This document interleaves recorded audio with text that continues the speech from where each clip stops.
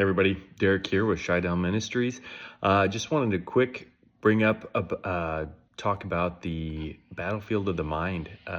In Second Corinthians chapter 10, there's talk about, walking by faith and not by sight, and casting down vain imaginations.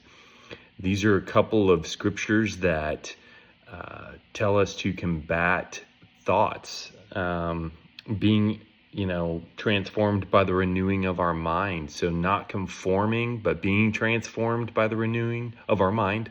So in Second Corinthians chapter 10, it talks a lot about the battlefield of the mind.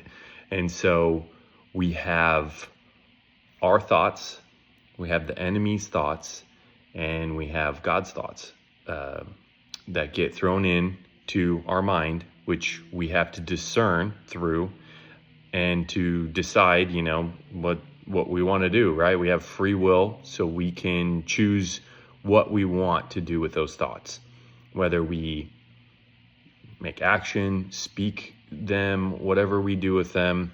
But in the Second Corinthians, it just talks about capturing them and making them obedient to Christ.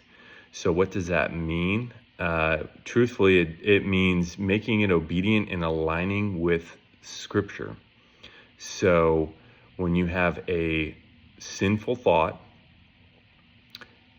the first thing to do is, before any action, is to be sure that you're aligning it with the Scripture, being sure that that thought doesn't go anywhere further than the thought.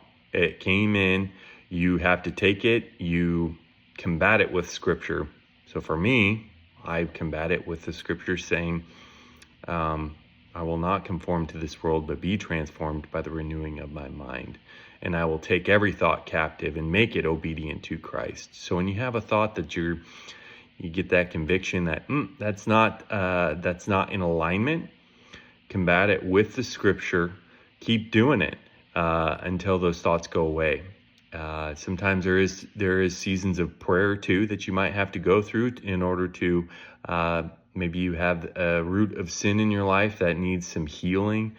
That's a time to be prayerful and get closer to the Lord and determine, where that's coming from. Get that healed up. But so capture every thought, everybody. Thanks again.